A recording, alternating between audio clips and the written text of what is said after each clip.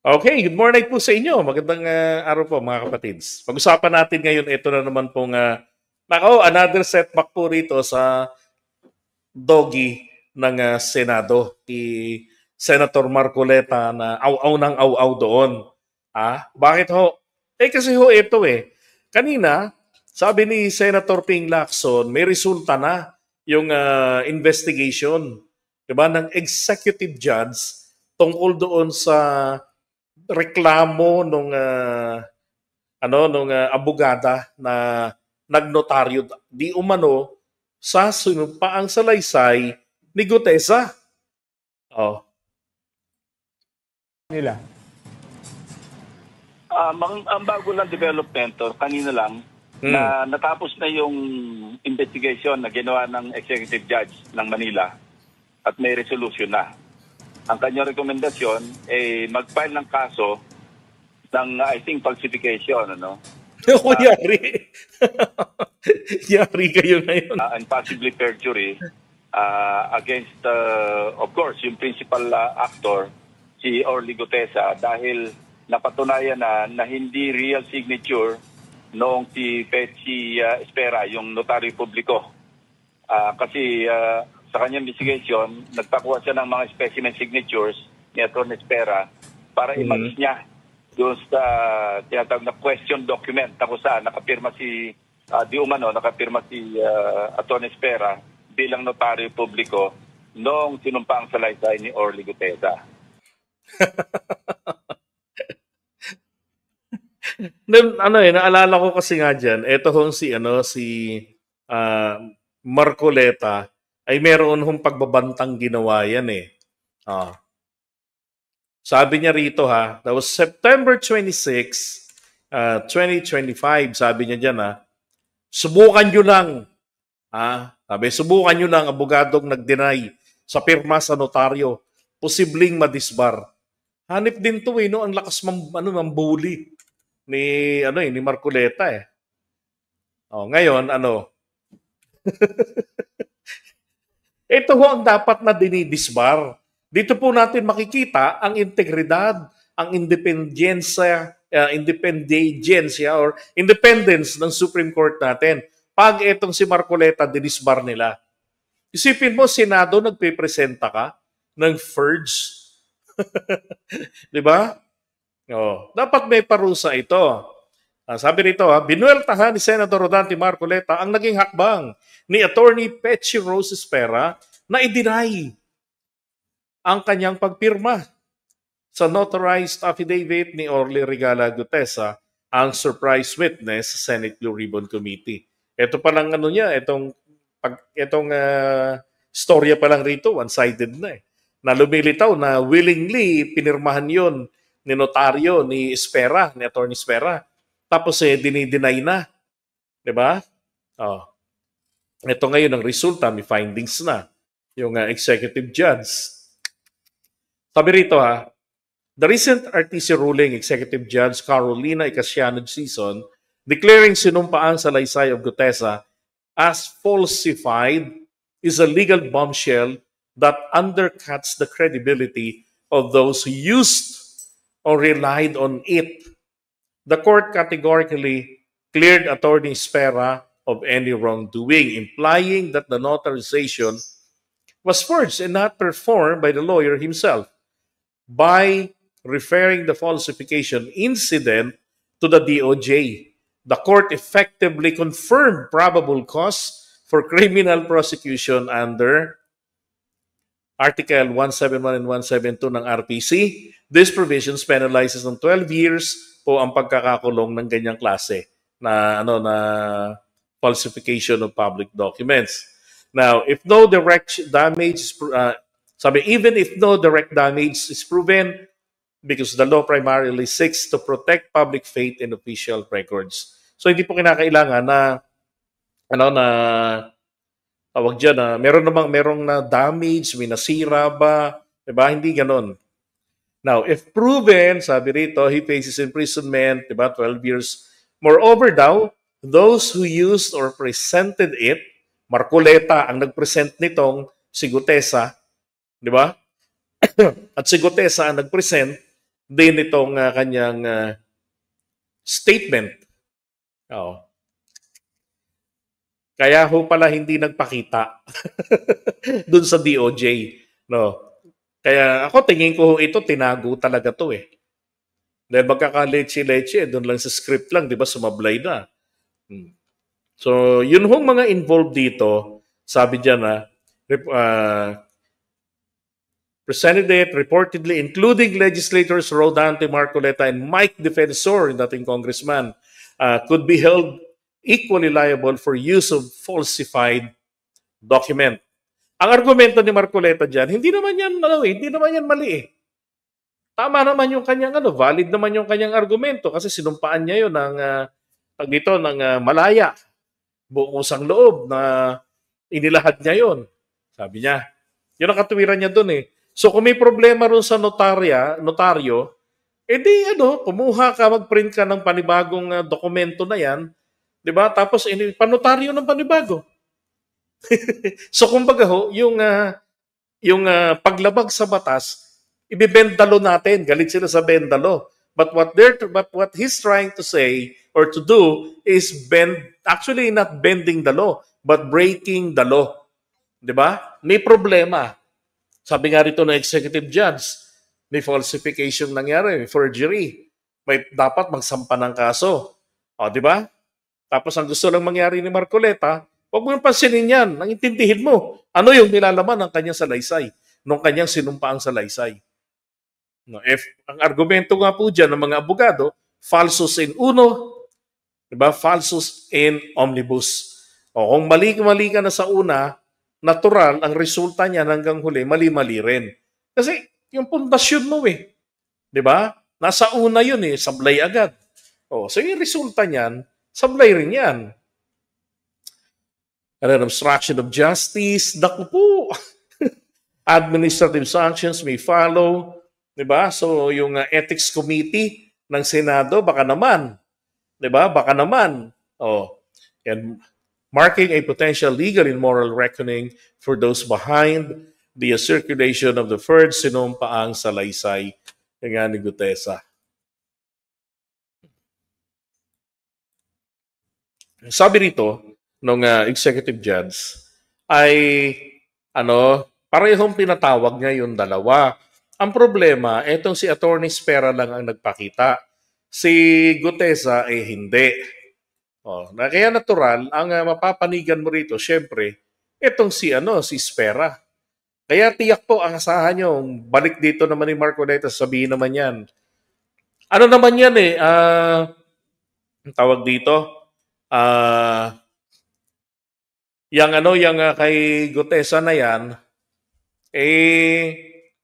hindi pwede naman nating baliwalain na lang yan eh. Ang mahalaga rito yung kanyang salaysay.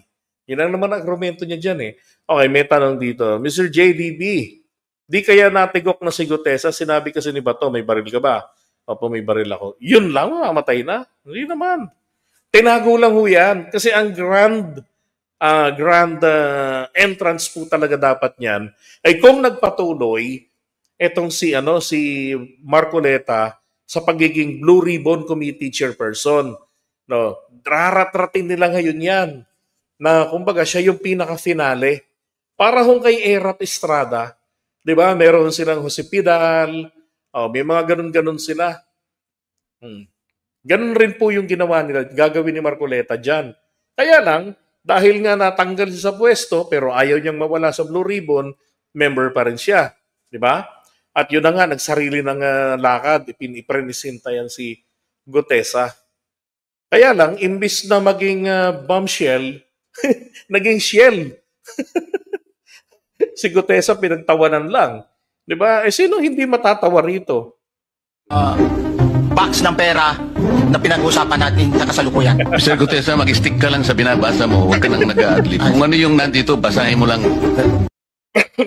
Ayun may coaching session eh. Tinahulan agad. Sige, Sir Honor. Maraming nagtatanong kung nasaan na at kung lilitaw pa ba ang isang Senate witness na diretsahang nag-link kina former Speaker Martin Romualdez at Zaldico sa flood control scandal. Bago ibaba ang nasabing basura, Ito, Merong napuputol sa binabasa mo eh. Huwag kang magmadali. Huwag kang magmadali.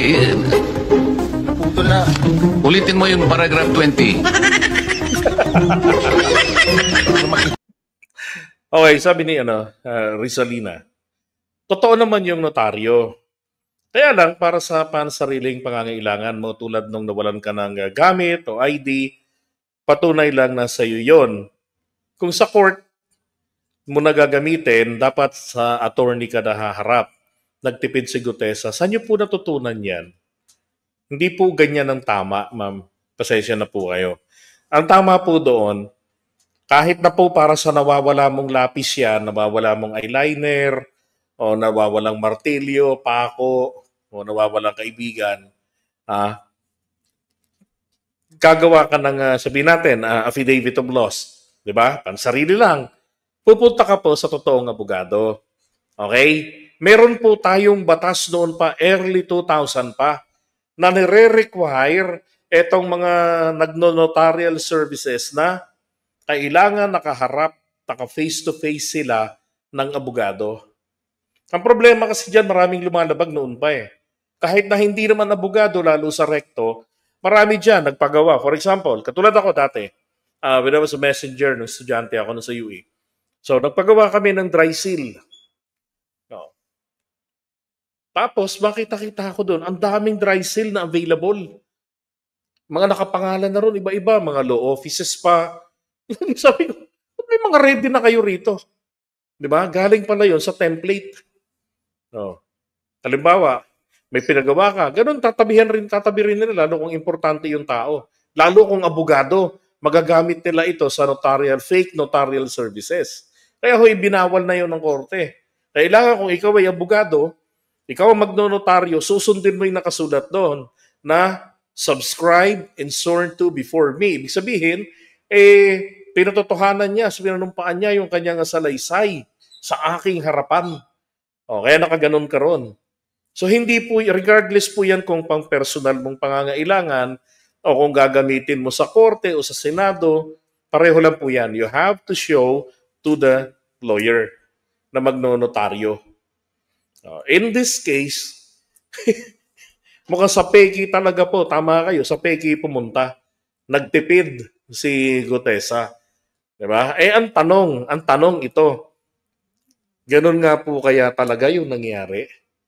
Di ba? Ganun nga po kaya talaga yung nangyari. Ang kapansin-pansin rin po kasi rito, ito Marcoleta is a lawyer. Alam ko si Mike Defensor din, kung na nagkakamali, parang abogado rin yun Di ba? Sa Senado po, marami ring abogado. Bakit hindi sila ang nagnotaryo?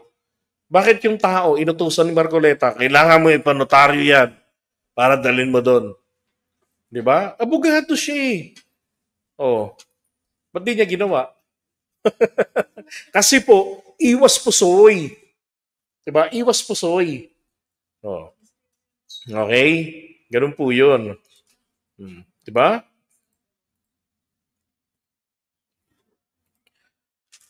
Kasi nga, nandun yung importanteng laman ng kanyang ginawang script. Kailangan ni Marcoleta ng tao, ng third party, nabibigkas ng bawat titik ng script na sinulat niya. Ako naniniwala siya sumulat niyan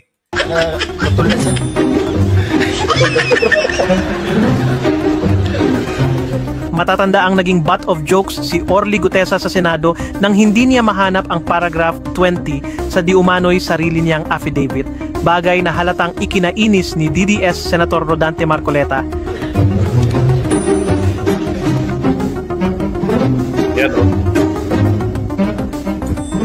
Pagkatapos nun, biglang naglahong parang bula ang witness ni Rodante Peluca. Gutesa, nasaan daw po siya? At hindi ayaw na magsalita, no? 'Di ba? Kahina-hinala 'yun, Baka yan, na angel of death na yan si Gutesa, sa tingin nyo. Palagay ko na angels of death na yan. Kasi ganito yan Kung ako senador, ako yung nandyan, witness ko si Gutesa, tatanungin ako ng reporter, Mr. Senator, nasa na po yung witness yung si Gutesa?